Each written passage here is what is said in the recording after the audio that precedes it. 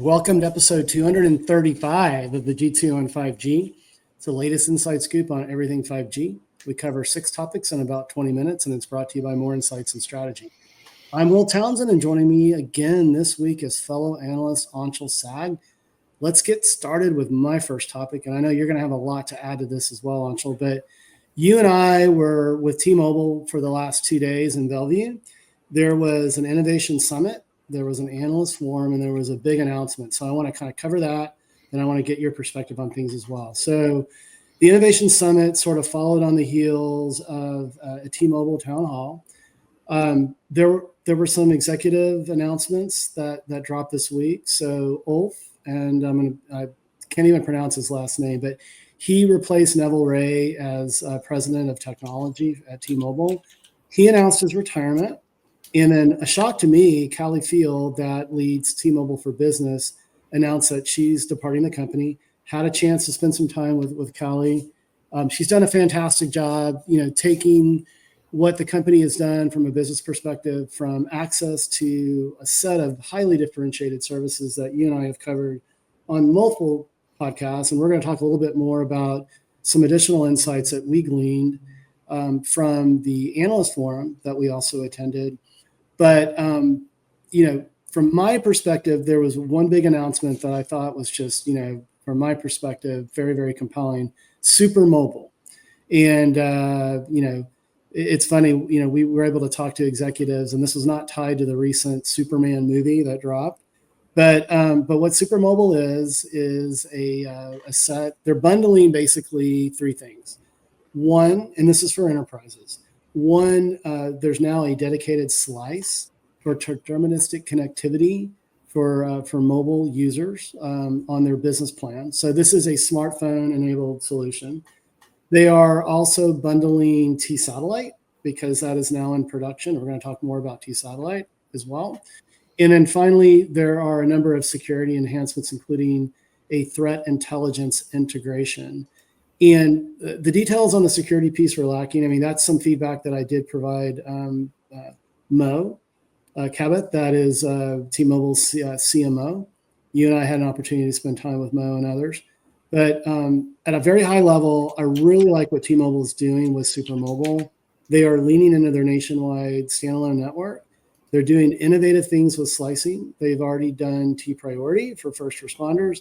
And what's really cool about this is that this bubbled up from actual customer requests. So their T-Mobile for Business customers have seen T-Mobile, the T-Priority solution in market, and they wanted something that was focused on enterprise. And so I love that. I mean, and that really reinforces the fact that T-Mobile listens to its subscribers and develops solutions that are relevant and noteworthy for their customers as well. So I know I covered that really, really quickly. The other thing I'll add before I allow you to provide your insights, we had time with an executive that is leading the roadmap development efforts for TFB, and much of that was under non-disclosure. So unfortunately, we can't provide a lot of those details. But from my perspective, the company is really doubling down. They're leveraging their investment in their network.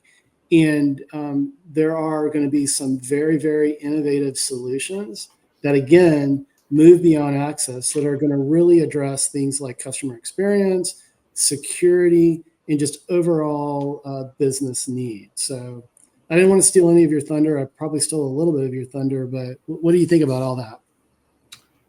Let's start from the beginning. Okay. I'll say Ulf's last name is Evoldsen. Good.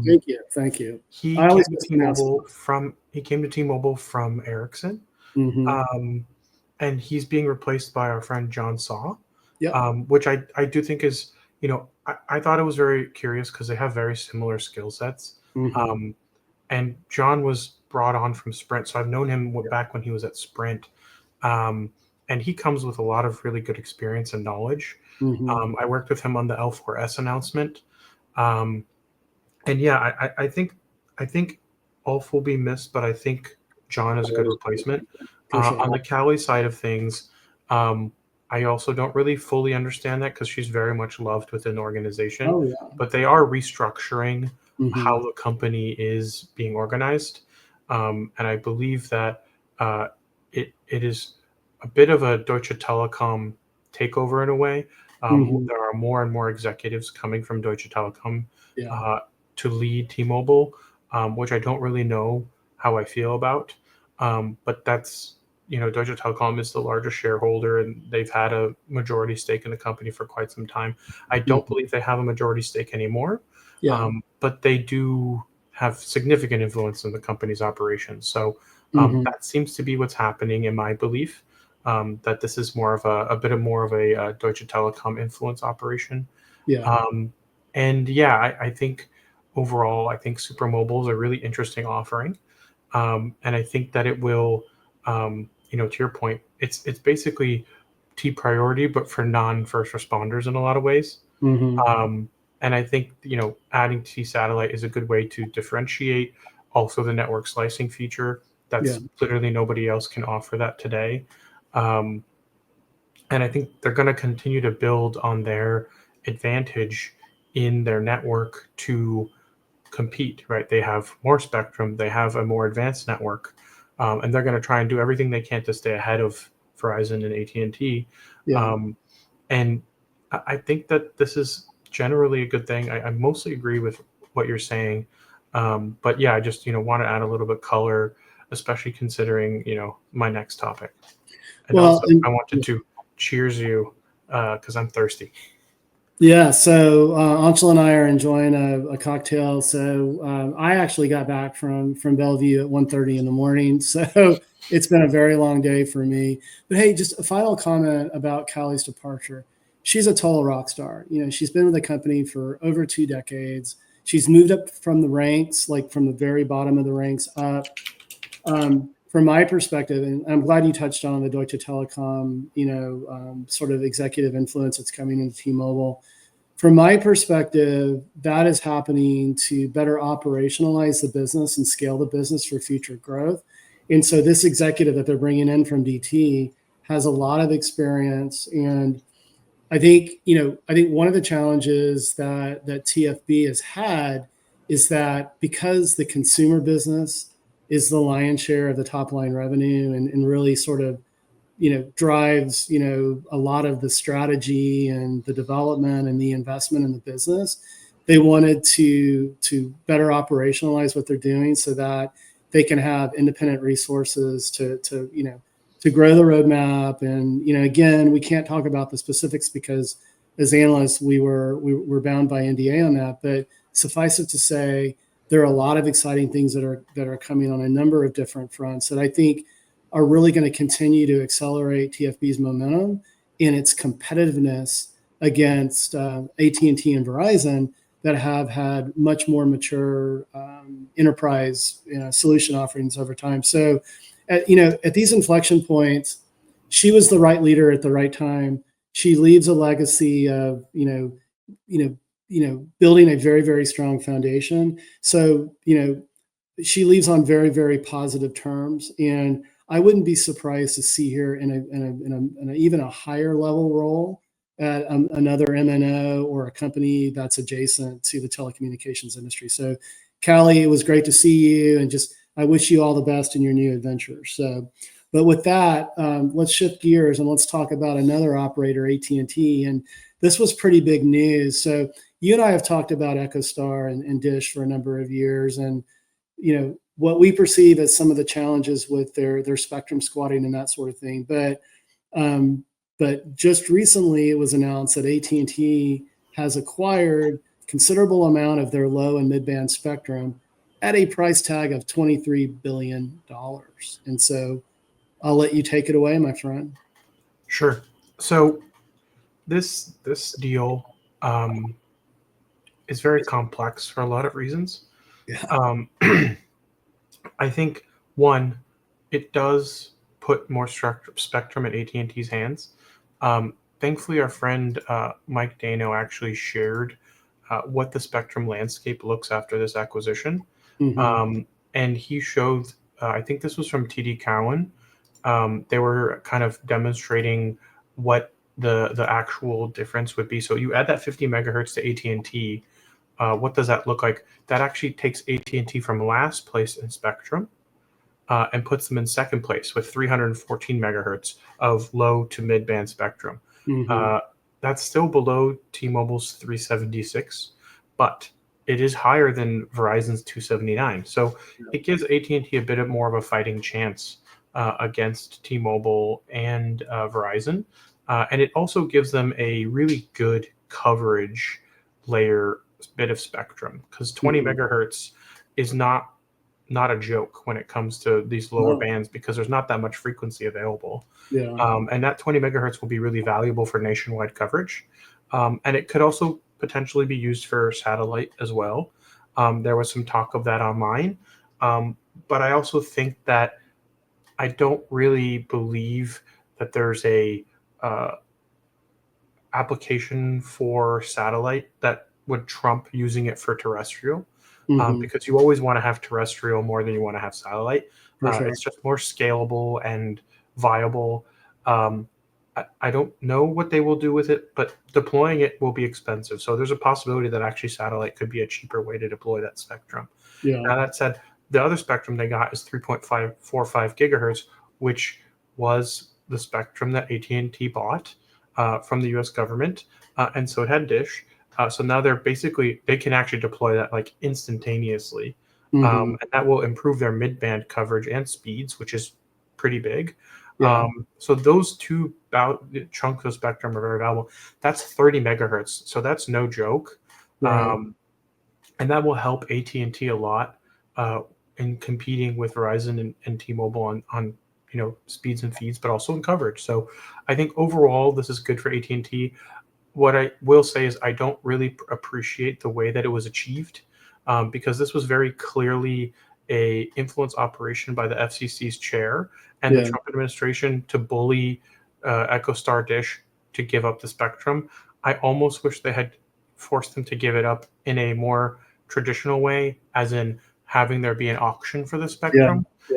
Because AT&T basically got the spectrum without anyone ever having a chance to bid for it. So yes, Dish and EchoStar did make $10 billion on this spectrum. They paid $13 billion for this and got 25 for it. So they actually made $12 billion, which is a great return on investment.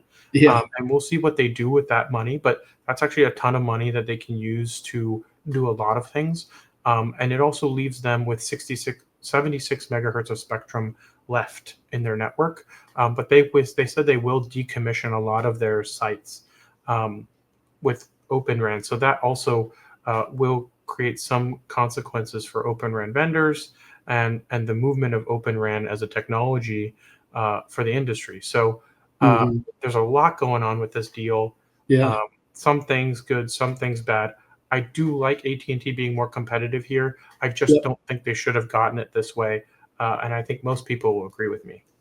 I agree with you. It's unconventional, but I do like the fact that it balances the spectrum footprint with T-Mobile. And clearly, when you look at the 5G deployments in the U.S., AT&T is certainly in a second place position when you look at where they're at with standalone and in what they're doing with Ericsson on leveraging things like Open RAN, like you mentioned, and network programmability and API and all of that.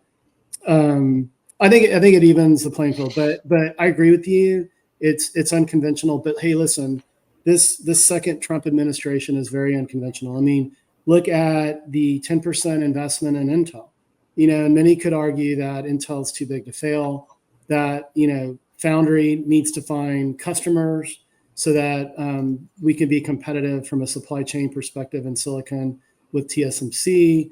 But yeah, we live in very unconventional times, and this was absolutely, I agree with you, a very unconventional move. But I'm hoping at the end of the day, it ultimately benefits, it benefits subscribers and benefits telecommunications industry in general. But with that, let's move to my second topic, and I'm gonna be pretty quick on these two because I know you've got a lot to talk about with your other two topics. But news broke recently around Ericsson joining a Swedish AI consortium, And this is interesting. And so it's actually a formulation of an AI company that's composed of all 100% Swedish companies. And it is intended to promote Swedish AI. And there's no specific sort of references to, hey, what are the applications, what are the outcomes, what are the use cases? But certainly we've talked about things like AI RAN. I mean, certainly NVIDIA is focused on that. They're promoting that quite a bit. And I really like this because what Ericsson is doing, and we've talked about this before, Ericsson formed that JV around API and programmability. We spent time with T-Mobile this week and learned more about what they're doing with their APIs and I think it's called DevEdge, which is their developer set of resources that provide not only access to their production standalone 5G network, but they also provide resources so that the developers can more quickly and easily develop, next generation applications that take advantage of low latency and, strong throughput and massive device support and that sort of thing. But I really like this. So this is another representation, another example of how Ericsson is thinking a little bit more broadly and joining consortiums and driving JVs to drive, to basically foster and drive innovation. So that's what I've got to say on it. I don't know. Did you catch that news? Any thoughts there? I did not. But this kind of falls in line with a lot of what we're seeing from the European companies in terms of sovereign AI. Yeah. Good and point. Focusing on building AI within the bounds of their culture and their society and what they accept, which I think makes sense because I think Europeans are a lot more sensitive about privacy and how AI is being used. So I think we're going to see different types of implementations of AI, especially considering the rules that Europeans follow when it comes to data sovereignty and privacy. Yeah, I totally agree with you, and I think the other opportunity here is that let's not mince words. NVIDIA is driving, from a silicon perspective, modern AI, right? And there are, I think there's a French company, and I'm forgetting the name, Mistral, I believe, that has a very robust large language model and platform. But this and then this is, of course, focused on Swedish companies. This allows Europe to be a little more possibly competitive and participate in what I deem the AI gold rush. So, and I agree with you. Typically, from a privacy standpoint, Europe tends to be very leading edge. From a sustainability perspective, Europe tends to be very leading edge as well. So I think, one of the big challenges with AI is power consumption and sustainability. So, I mean, this could really birth a lot of innovation and opportunity around providing more sustainable AI infrastructure and frameworks and that sort of thing. So excellent point, my friend, that you pointed out there. Well, hey, let's go to your second topic. And Apple invites have gone out. There's a big announcement coming up in September. Yes. Do you want to talk about that? Yeah, so Apple event's finally happening. It's basically happening at the same time that everybody would expect it to, which is, about the first 2 weeks of September. And a lot of people expected it to land at this time, so it did. And I will be there. I got invited this year after 6 years of not attending in person.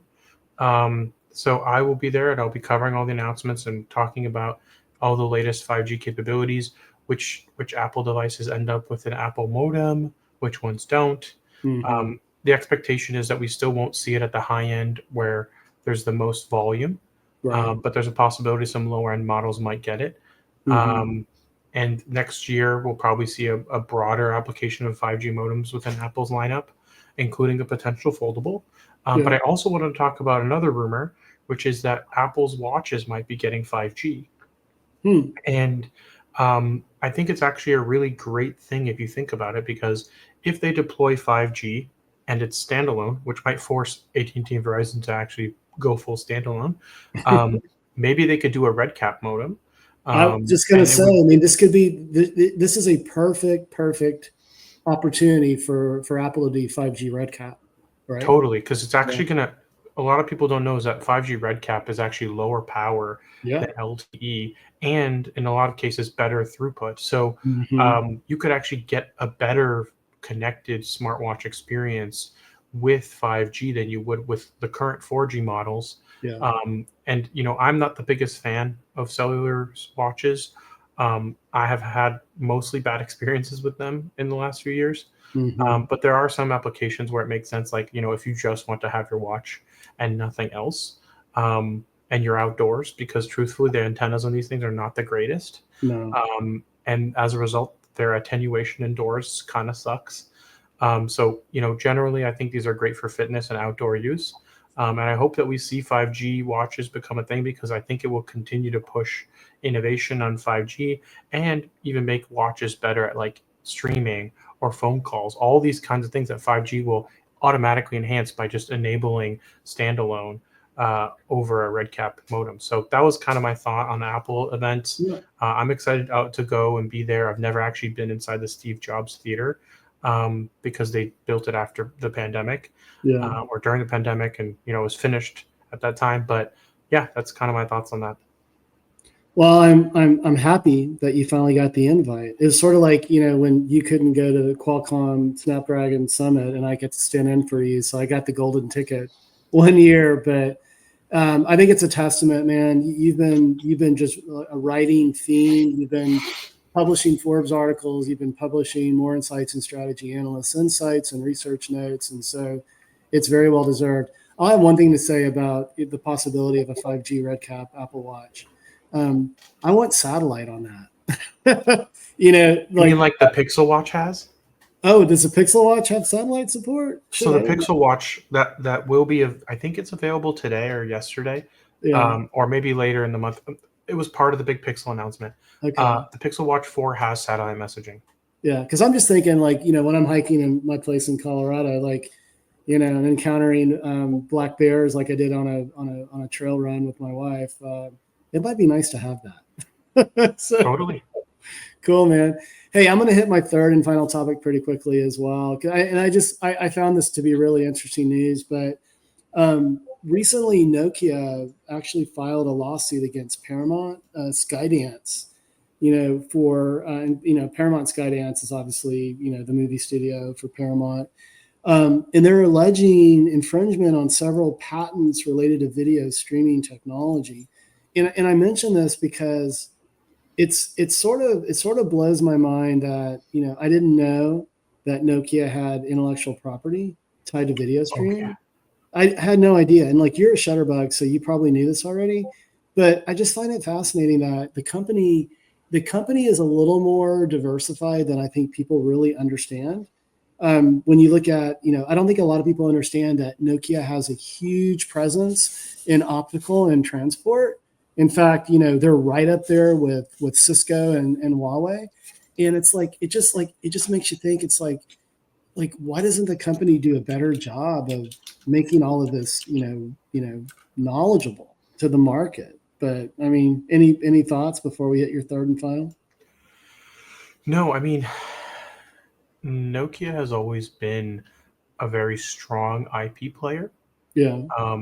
If you think about like the lawsuits that they had with Qualcomm multiple times, and they've defended their IP very rigorously over the years. So this doesn't surprise me that they would have something like this, especially considering they have all of these networking technologies, and they're sure they've done tons of R&D in the networking space specifically for media. So none of this really surprises me. I didn't know that they had this IP, but it's an interesting time for the lawsuit because now Paramount is part of a larger company with much deeper pockets.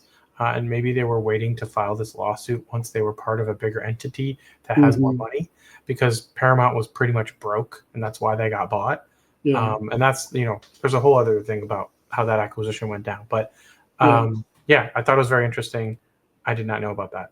Yeah. And I mean, streaming's been big for quite some time, but now it's becoming almost the primary, vehicle for even new releases, unless it's a movie that Tom Cruise is starring in, and he's very adamant about it's going to get a theatrical release first, and then it's going to go to streaming. But with that said, the new Mission Impossible movie is available on streaming, so I may be watching that this weekend over the long 3-day weekend. But I digress. But let's hit your third and final. And you want to talk about the Pixel 10 launch? Yes. So there were a lot of curious things that happened with the Pixel 10 launch. I was not able to attend in person, but reviews and devices launched yesterday. And it is the first device on T-Mobile's network that can do picture messaging and data.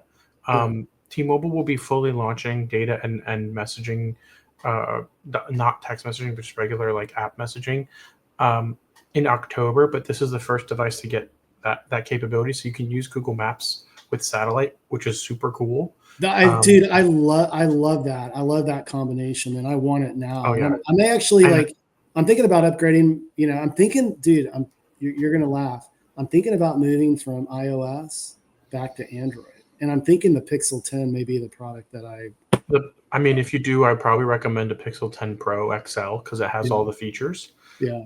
All the latest, you can reuse all of your MagSafe stuff on it because it has Qi 2.2, and it actually does 20. I think it does 25 watt wireless charging too. Mm-hmm. Anyways, getting back to the Pixel series, they have the new Tensor G5, which now we know details about. It's ARM CPU, Imagination GPU, which is the same base tech that Apple uses, but they've licensed it now. They do have their own stuff.